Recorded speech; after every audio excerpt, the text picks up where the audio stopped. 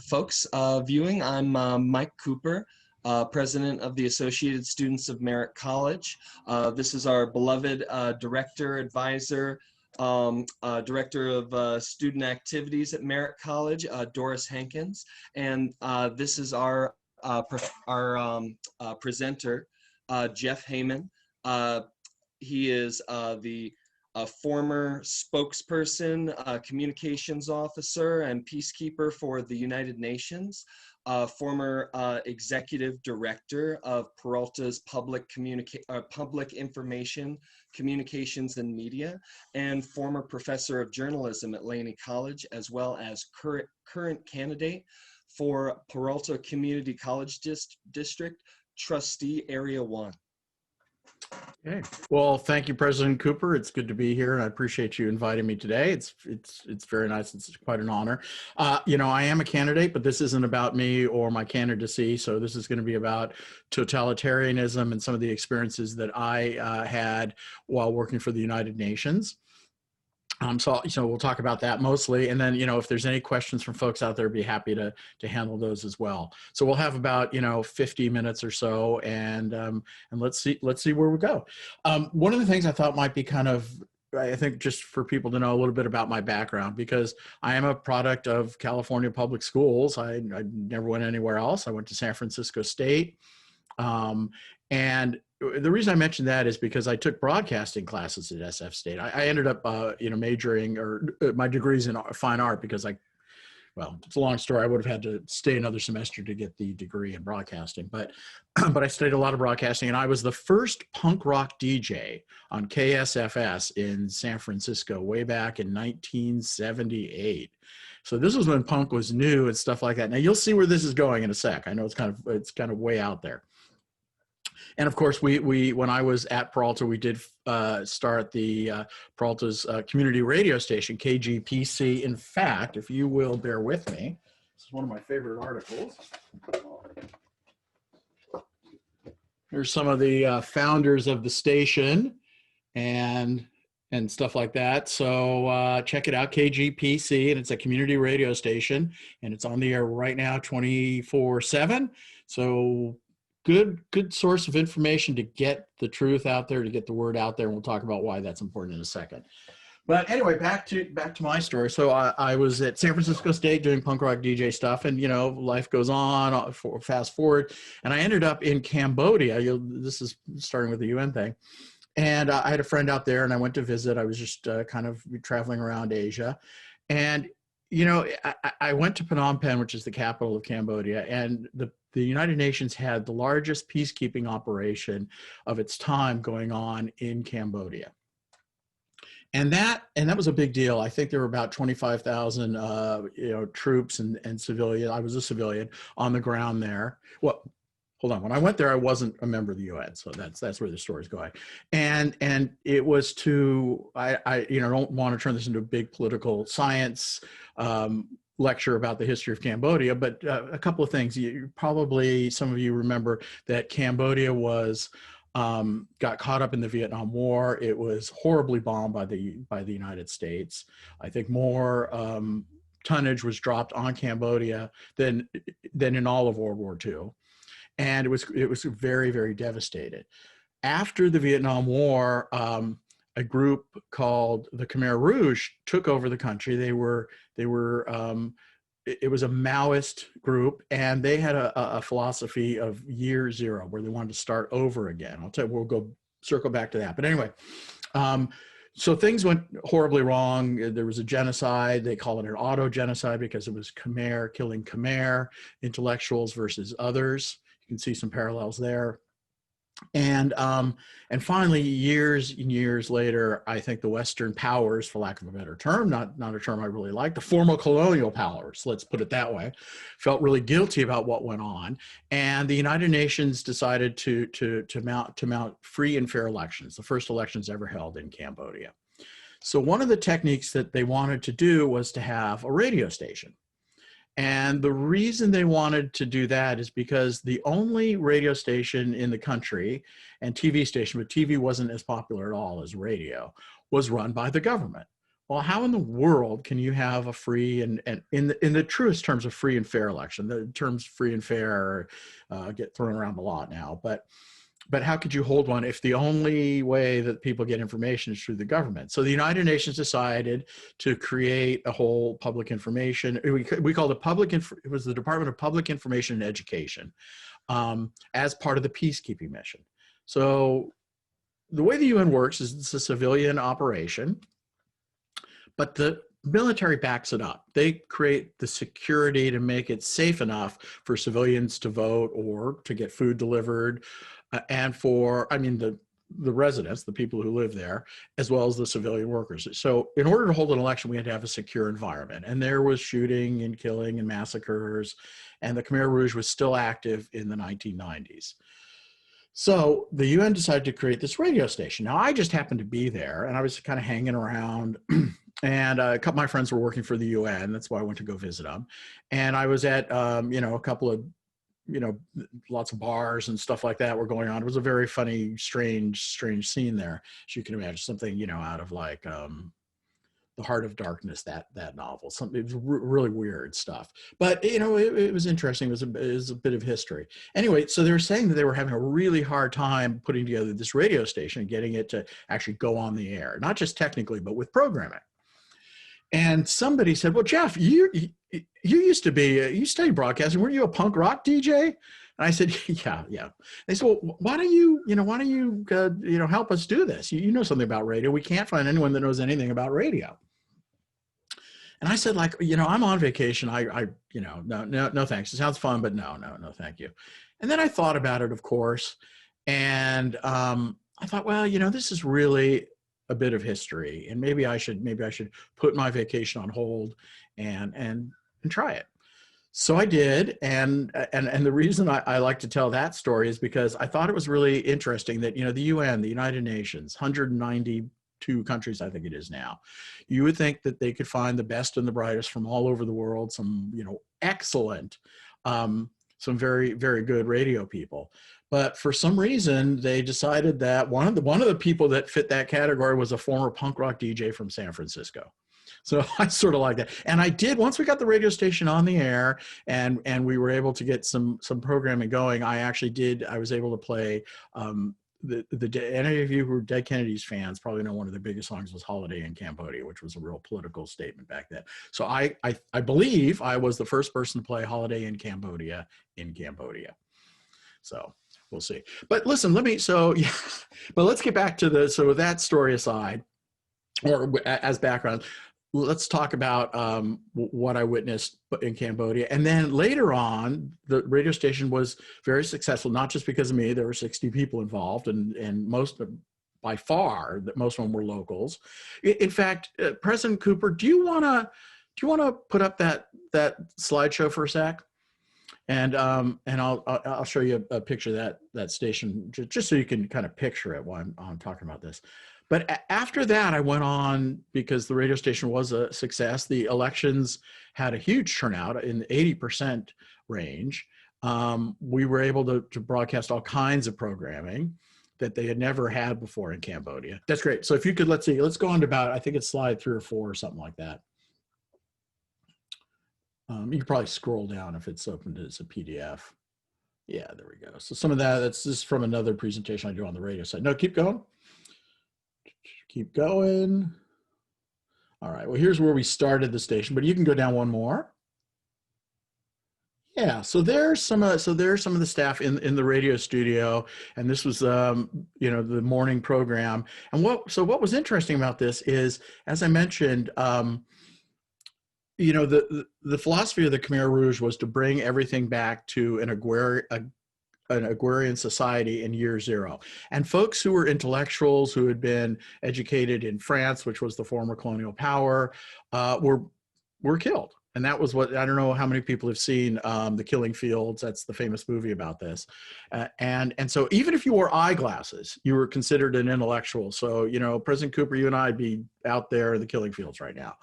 And it was to re-educate the public, make people follow the party line. And when you control all the media, you can do that. And that's what the Khmer Rouge did. So we set up this radio station to counter that effort to try and provide truthful information. The other thing the Khmer Rouge did was that they banned all music, except for some very limited traditional Khmer music, but no popular music, no foreign music, nothing like that. And if some of you have listened to some of the Khmer rock that's come out since then, it's some really great stuff. It almost sounds like surfer music. So check that out.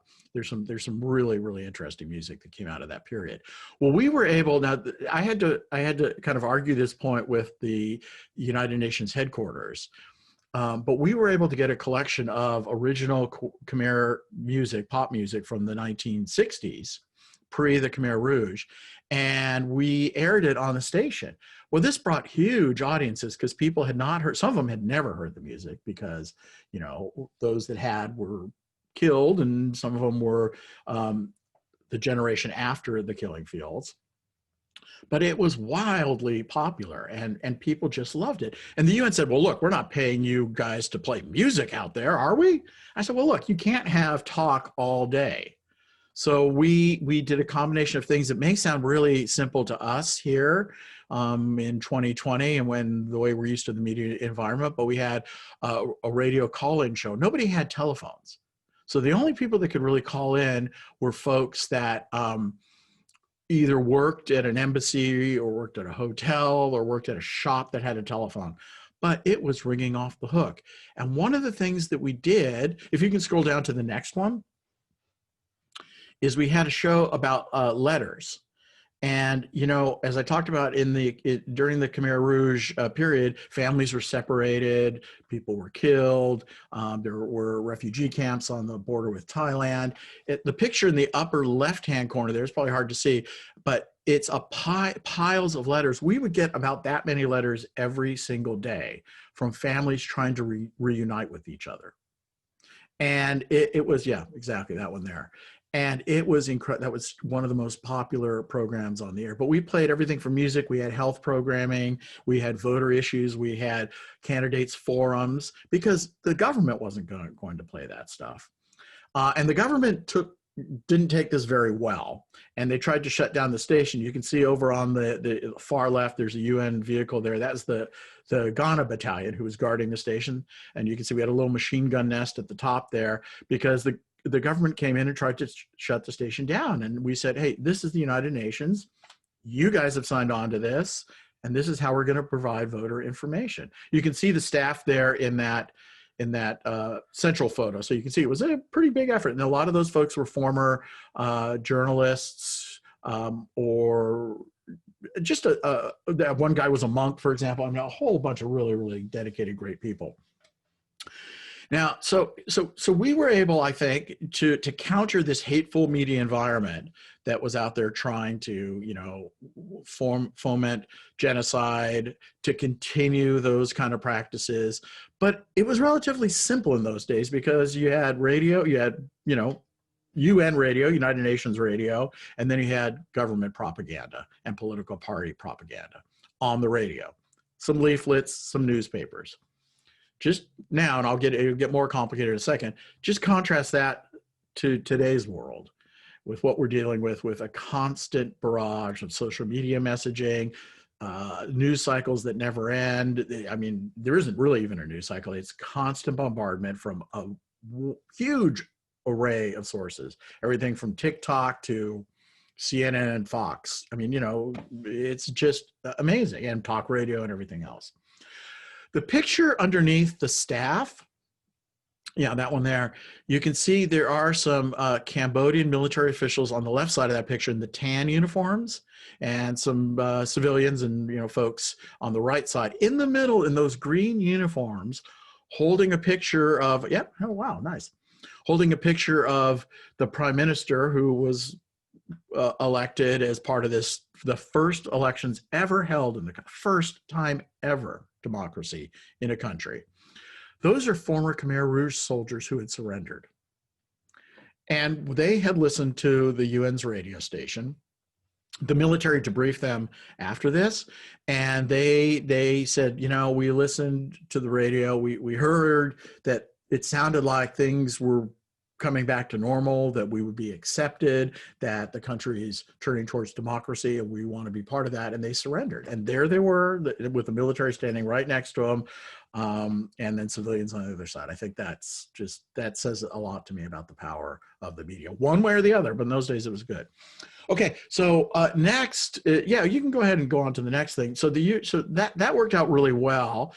However, at the same time, there was a conflict that some of you guys, I know this is a ways back and you're all really young and probably don't remember this, but there was what started as a civil war in former Yugoslavia and turned into this hateful term, ethnic cleansing. So we had auto-genocide in Cambodia, and the roots of that were this Khmer Rouge and that kind of philosophy, and a total control of the media. In former Yugoslavia, which is, in the heart of Europe, it's now Slovenia, Croatia, Bosnia, Macedonia, the former Republic of Macedonia. And so that they started to break apart. I don't want this turned into political science, but one of the things that was really interesting about many things, but former Yugoslavia is they had an extremely developed media environment. They had international film festivals. They had a wide range of radio stations, very sophisticated television stations, and each republic had its own but government controlled, I want to tell you. So there wasn't really too much independent media, so government controlled. So each republic had its own collection of media outlets. When so it turned into this ethnic, well, let's put it this way. Leaders of the former Yugoslav republics decided that they wanted to secede from Yugoslavia as a whole.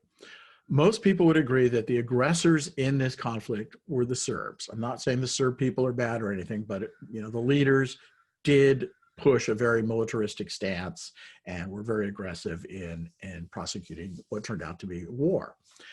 This war, which horrified Europe because it was obviously the largest war, and thank God still the largest war since World War II in Europe. We see a lot of things in the Middle East now and in other places, but at the time, this was the largest conflict. This was fueled 100% by the media. So as the different, now there are three basic ethnic groups in maybe four, former Yugoslavia, and they were the Serbs, the Croats, and sometimes they're called the Muslims or the Bosniaks. What's interesting about that country is before this conflict took place is they were the most integrated country in Europe. There was intermarriage. It was a secular society. People didn't care if a Serb married a Muslim or a Muslim married a Croat. People didn't care.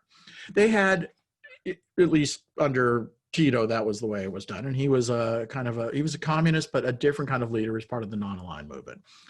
But in any case, people definitely intermarried, which made it more insidious when things started to break apart, because each of the leaders of the different countries, Croatia being mostly Catholic Croats, Serbia being mostly Orthodox Christians, Bosnia being mostly Muslim Bosniaks. The leaders started to use propaganda, ethnic propaganda, and fomenting hate, neighbor against neighbor. And some of it was incredibly insidious. Now, in World War II, there was fighting between not just the ethnic groups, but the different republics. Some sided with the Nazis, some sided with the Allies. So there was a lot of that. And what these folks did, and remember, it's a very sophisticated media environment, very good technically. I mean, the films were on par with Hollywood. And so was the television, right up there with, everything you would expect in a Western country. They would create incendiary news stories about what your neighbor had done to you and will do to you. Here's an example, and I found this to be really troubling. So the UN's headquarters for former Yugoslavia was in Zagreb when I was there, and that is in Croatia. Most of the fighting at that time was taking place in Bosnia. There had been a lot of fighting in Croatia, and then there was some later on when I was there. But I had to go back and forth between Sarajevo and Zagreb. Sarajevo being the capital of Bosnia. Now, Sarajevo, for those that don't know, had the longest military siege in modern history, longer than the Berlin siege. People were starving. There was terrible sniping. Just go ahead and do your research on that. It was a really scary, ugly situation. And, hundreds of thousands of people died. So I'm going back and forth the best I can. Civilians can't go back and forth, but I'm on military aircraft going back and forth when you could, and sometimes you couldn't. Now you can see in the picture on the upper right, for example, you can see these big shell holes in the side of that building. So that's at the airport. Why in the world we stood out there, I don't know. Well, that had been cleaned up, but that was a huge sniper encampment there right across from the airport. We had to drive around in those armored personnel carriers and stuff. But you can see it was a pretty bad environment. Anyway, I'm up in Zagreb one day and I'm watching the 6 o'clock news because they all have 6 o'clock newscasts, and it's a very nationalistic, very pro-Croatian. And they show some video of these bodies in World War II being bulldozed into a ditch. And I had a friend of mine said, I said, what are they saying? I could understand a little bit. And what are they saying? Oh, they're saying this is what the Serbs did to us in World War II. And, don't let them do it again, and all kinds of propaganda and stuff like that. This is just the newscast, right? Really, really scary pictures. Okay, fast forward about 3 weeks, and I'm in Sarajevo. Sarajevo doesn't have electricity. Toilets don't work, but miraculously, at 6 o'clock every night, the electricity came back on. The government was playing some games to coincide with the newscast that came back on at 6 p.m. So this is a different government, right? This is the government of Bosnia in a different country on a different set of controlled media. And guess what they have on the 6 o'clock news? They have a news story about what the Croats have done to the Muslims in the past and how you should go out and kill your neighbor. And guess what footage they're showing? The exact same footage. So I'm like, this is just, it shows you how insidious it is. And if I hadn't been in one country and saw it, and then another country and saw the same footage and heard the same message, I wouldn't have known that. If you were there and that's all you saw, you would think, hey, that is what the Serbs did to, or what the Croats did to, or in this case, what the Serbs did to the Muslims apparently, and what the Serbs did to the Croats. So you can see how insidious that can be. Why don't you go ahead and scroll down to the next one? Yeah. So we started this radio unit, and there's some of the people there, and you can scroll down a little bit more. Oh, by the way, you know what? Do you want to just hold on there for a second? In the upper right-hand corner, that picture there, the guy sort of in the middle with the white shirt on. Yeah, he's still a good friend of mine there. And he now lives in the United States. He's got the white shirt on. I was talking to him, right, that guy there. I was talking to him the other day, and he now lives in the United States. I don't want to identify him any further, but he told me, and this is something I mentioned to President Cooper. He said to me, yeah, Jeff, it's really starting to seem a lot like, here in the United States, a lot like how it was in former Yugoslavia when things started falling apart. He said, you have the propaganda, you have the parties taking hardline positions based on hate, you have government institutions that don't follow their own laws. He said that's exactly what started to happen in former Yugoslavia. So I had forgotten he was in that picture. But this is what his conversation with me, I think it was a week ago, maybe a week and a half ago, kind of prompted me to think, yeah, it is sort of getting that way for sure. So if you want to scroll down a little bit more, that would be great, to the next one. I think maybe one more. Yeah, one more. Oh, no, too far. Okay, sorry, we'll just leave it there. There's another little story I want to tell because I thought this was interesting. Yeah, you can leave it there for now. That's okay. That's the radio stations we finally built, but it was sort of too late to get them out there and try and counter all this. It's really tough working.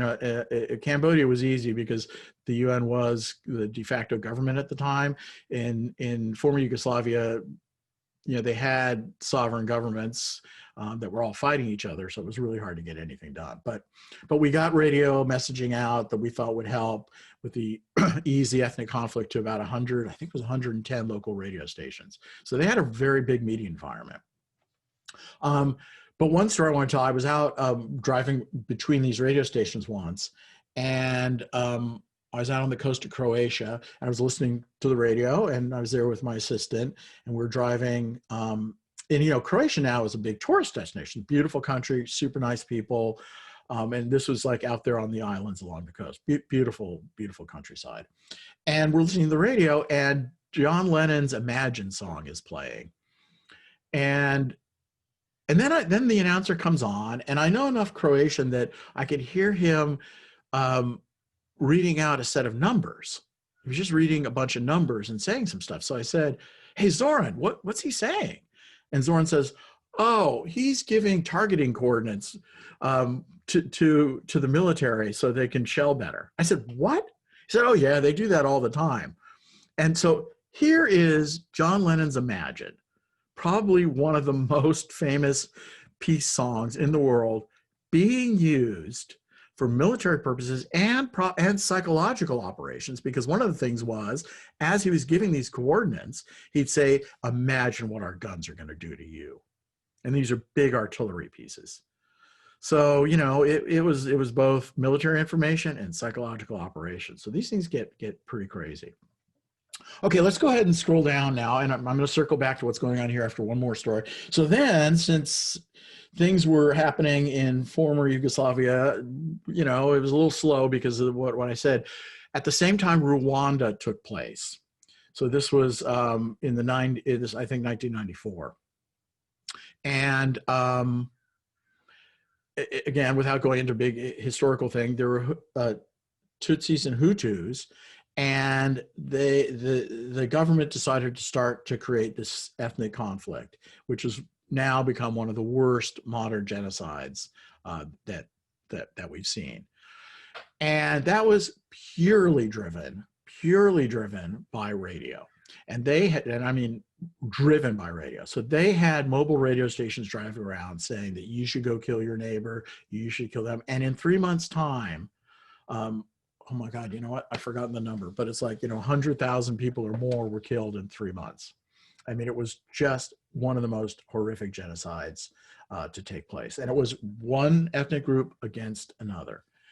And I knew a lot of very seasoned reporters and journalists who had, you know, covered wars, and I had, you know, obviously been in former Yugoslavia, Cambodia, but this was a different conflict. This was really ugly and tough. And some of the most seasoned reporters, you know, when I went to Rwanda, I hadn't been there for the genocide. They asked me to come in after to try to counter the propaganda or to provide information. But some of these reporters just broke down. They said, "Jeff, you know, this was just beyond anything they'd ever seen." You know, mostly machetes were used, and it was just awful. Anyway, the pictures you see there, on the upper left side is a refugee camp in Zoma, which is Zaire, former Zaire, and it is hard to. That is one shot, but I will tell you that as I drove along this road on the outside of that refugee camp, this scene that you see in that one frame went on for, I think it was six miles. Incredible. Now, here was the thing. These folks had no information. That they had limited food, thanks to the UN, limited sanitation, but they had no way of finding out where to go for water, where to go for sanitation and health, what to do, when it was safe to return, because they were so traumatized. So if you scroll back out, the picture on the upper right is the only way the UN had to get information to them, which was dropping leaflets. I mean, talk about really very, very limited information. So they asked me to quickly put together a portable radio station. And if you can scroll down to the next slide, that'd be great.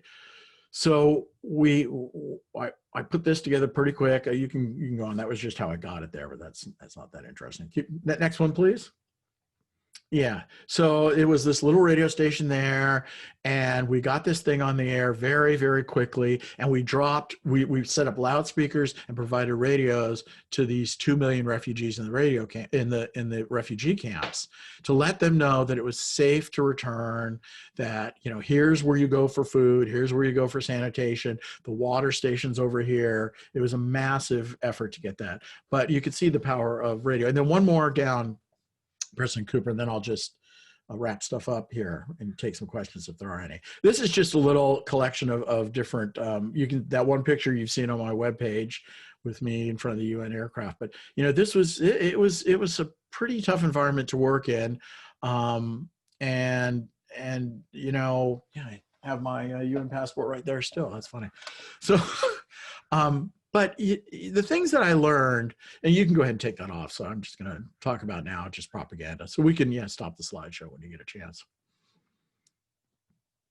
But I think what I found to be most interesting and sad, very, very sad, is, you know, I've witnessed genocide on 3 continents, in Africa, in Asia, and in Europe. And I got to tell you, there's no difference. It all happened the same way. Hate happens the same way. It all happened through the media, and it all happened with false information being put out there by whoever is in power or whoever wants to be in power. And, you know, people used to say, oh, you know, only those kind of people will kill others.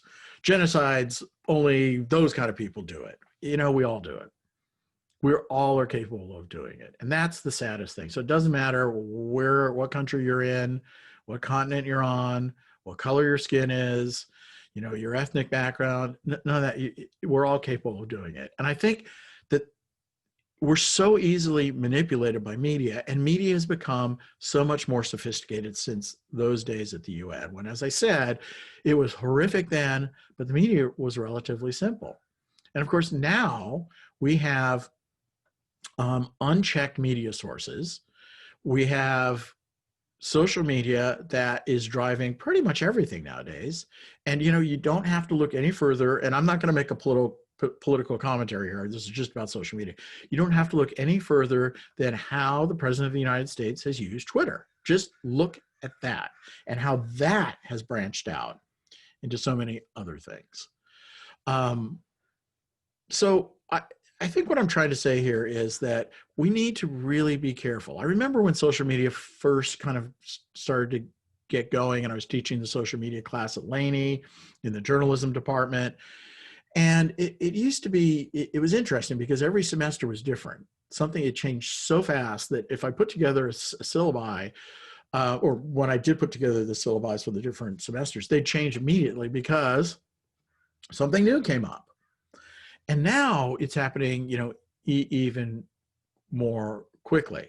So I think what we need to do as a society is, you know, social media was touted as the great democracy. It was going to provide media, democratized media, right? Everyone could get on and say whatever they wanted. But there isn't really a way of any of us, you know, sorting out, well, who's right, who's wrong? How do we know? And back in the day, I mean, you know, sure, you know, I may like you and you're my friend on Facebook, and, you know, you and I hang out at the same places when we used to hang out together, or we're on the same Zoom chat. So I know you're a cool dude and all that. But, you know, that's just not enough these days, because also people inadvertently share something on social media that they think is real. And there are, I think mainly the Russians have used that tendency to plant things to disrupt our democratic process. I mean, it used to be you would drop leaflets like you saw in that helicopter picture, or you'd have very insidious campaigns. You know, there was the famous Russian disinformation campaign that AIDS was a biological warfare weapon. You know, that has now been proven to have come from Russian intelligence, but made its way through different newspapers out to the mainstream media. And I remember hearing that thinking, wow, okay, here we go. Well, it does turn out that was propaganda. But now you can do that so much easier and on a much wider scale using Facebook and other mediums. So the question really is, and this could be a discussion, is like, how do we guard against that? Well, have we just kind of gone one way as the balance tilted towards like uncontrolled media, and how that could end up creating a totalitarian environment in this country? Because will just the strongest, loudest voices, those who are bullies, will they take over, or will it be something else? And who's to say who's a bully and who's not? You know, that is the question. So I think we need to guard against that. I'm not sure how to do it. Maybe the ship will right itself. Hopefully it will, but I think these are very trying times. You see a lot of tendencies that make me think we're headed towards totalitarianism or something similar, authoritarianism, maybe even worse. When you see the breakdown of government institutions, you see governments, even at the local level, and I dare say even maybe some local jurisdictions that we're very familiar with, without naming names, they just don't follow the law. And they don't feel they have to. And nobody holds them accountable. And that is, for me, unacceptable. So I'll leave it at that and see if there's any questions out there. And if not, we can just have a nice talk and just talk about stuff and see. So anybody have any questions? Absolutely. I have a couple. I just Okay, want to say great. on a final note, your last note there, you know, I really think it's all about attention, awareness, and engagement. We just can't leave things to systems to develop to their own devices. It needs a community. It takes a community. It takes a village. So I had two questions actually. So in a nutshell, and I know none of this nutshells very well, but if you could offer our viewers in a nutshell how they might refine their news incoming on social media and refine their fact-checking abilities in the context of their very busy, hurried lives. How can they be more responsible and try and do so a little more quickly and easily? Yeah, that's a great question. That is a super great question. You know, so I think it's actually relatively easy, but we've gotten into this habit that may be hard to break. You know, we're all, what do they call it? Doom scrolling. Have you heard that term? You know, we're sitting there going like, oh my God, oh my God, oh my God, you know? I think we need to try not to do that. And I would say, and this may sound like, you know, an old guy talking, but I think I would not trust anything, trust any news that I see on social media. If even a great friend of yours, and unfortunately this has happened, somebody who I know, this has happened several times, but one I'm thinking of, someone I know posted something with all good intention thinking, oh my God, look at this. I looked at it and I said to my wife, I said, wait a minute. And we did a little checking. Of course it was a fake story, but the person had reposted that. And it looked like it came from a real news outlet. So, you know, this stuff's really insidious. So here's what the old guy says after all these years of media experience. I would stick with the trusted news services. You know, the people that don't want you to trust them have called them fake media. Well, they're not fake media. Do they make mistakes? Of course they do. We all make mistakes. But, you know, they do have checks and balances. And traditionally, those checks and balances haven't always favored a diverse group of people. Let's be honest about it. It used to be controlled by a whole bunch of white guys. Right? We know that. You know, I'm talking CBS, ABC, the big networks, the New York Times, the Washington Post. But still, today, I think they do make an effort to fact check, to have an editorial process, that when you do see something, you know, barring a mistake that does happen, that it's pretty much the truth.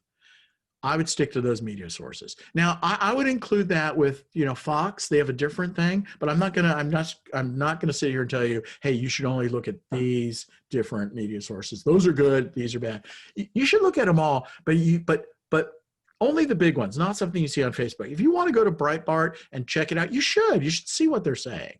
You know, go for that. What's the other one? Newsmax is another one.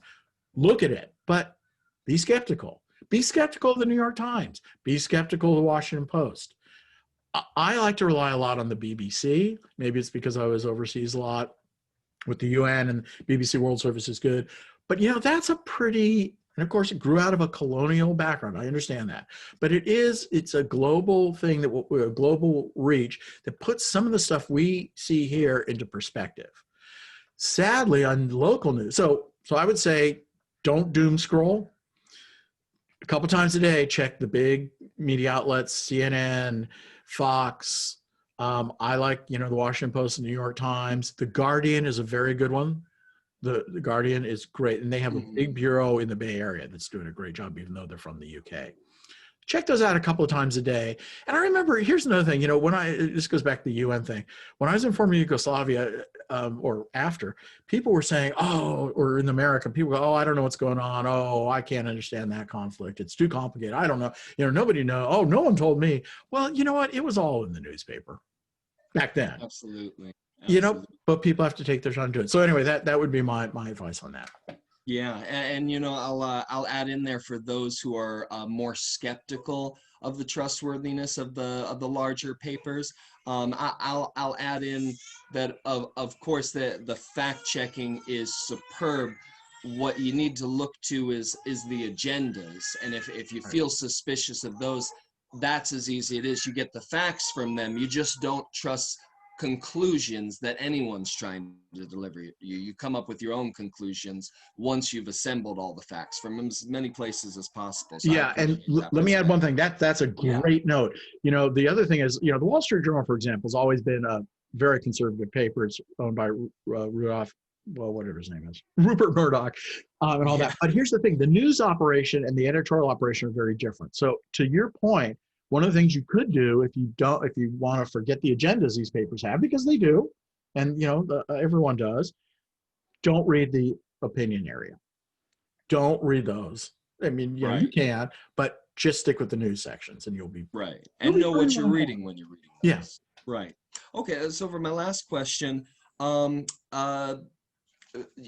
lot of the problems of that are on social media, sometimes they come from malicious and intentional entities, these bots, so to speak, and trolls, but sometimes they just come from content creators or amateur journalists who may even have fantastic intentions, but maybe are showing things from a very narrow focus, or just not doing certain due diligence. And it can kind of scatter the information. Just showing anything from certain angles can make it look like what it's not. How might you recommend that someone who only has the ability to, say, be an amateur content creator or an amateur journalist or reporter, how might they be a more responsible contributor? Yeah, that's a tough one. I think the thing is, again, do as much due diligence as you can, check your sources. I would shy away from sensational type content that's used often for clickbait, because a lot of folks who are amateurs, and there's good people who want to do news blogs, get information out there. I'm all for that, 100%. But there's other characters that just want to make a lot of money. And they look for the most crazy, fantastic stuff they can put on there, hoping that they can generate, thousands of clicks per hour and get a payout from that. So I think if your motivation is honest, and it's nothing matter with making some money. I mean, I'm not saying you can't do that, but don't just put stuff up there because you want people to start clicking on it. Put it up there because you believe in it, and check it out thoroughly. Wonderful. Thank you so much. Does anybody else have any questions for Jeff on propaganda, democracy, voting, media, journalism, or his experiences abroad, or anything else on your mind? Yes, I have a question. So I wanted to know, what was it like? Were you fearful of doing your job, or were there times where you felt like you weren't felt like you were taking a risk? What motivated you to do the work that you did in the past? Yeah. Well, thanks for that question. It's funny. I get that question a fair amount, and it's funny. How can I put this? At the time, I wasn't really fearful. I don't know why. I mean, just the way maybe if you, it's hard to believe. Maybe when you're a punk rocker, you get beaten up enough in clubs, it doesn't matter. But no, I'm just kidding. But it was weird. I think, I just thought I wanted to do my job, and I wasn't scared about doing it. However, but I want to say something. I'm not trying to say I'm some kind of macho dude who's bring it on. It wasn't like that. It's just hey, I want to get this done. And it wasn't so much about some belief system. I mean, I generally believe in truth, obviously, bringing people some, fairness. I generally believe in democracy, although it does have its own sets of wrinkles too, because, not everybody, especially when it can be manipulated. But I generally believe in those things. But I wasn't out to change the world and work for the UN. I mean, I really fell into it. It wasn't like something that I went out to do. Uh-oh. Looks like we may be hacked here, but who knows? Maybe not. But anyway, to answer your question, but sometimes the next day after something particularly bad happened, like, yeah, I thought that might happen. All right. So, all right. Well, you know what? You think you can whack them fast enough? I was wondering if that was going to happen. Well, we'll see. Okay. So, but after something like that happened, like, got sniped at or something like that, or my apartment got shelled once, the next day after you get through it, you go like, oh my God, that was really serious. Yeah. And thinking back after, I go like, wow, I can't believe I did that. So it was more like a delayed reaction. Oh, wow. Well, I'll tell you something. No, never mind. I was gonna, I have said this several times, so I'm quoted on this. I used to joke that, when I worked at Peralta, I used to get sniped at a lot, but they just didn't use live rounds. So, it's like, it's kind of all relative. You do your job. I mean, one of the things, my mother was really nervous when I was in Sarajevo, right? Here's this war. Uh-huh. But listen to this one. So I did this check, and this is the mid 90s. Do you know, on a given weekend, I can't remember what the number is, more people were killed in Oakland, gunfire, gangs, whatever, than died on a weekend in Sarajevo during the war.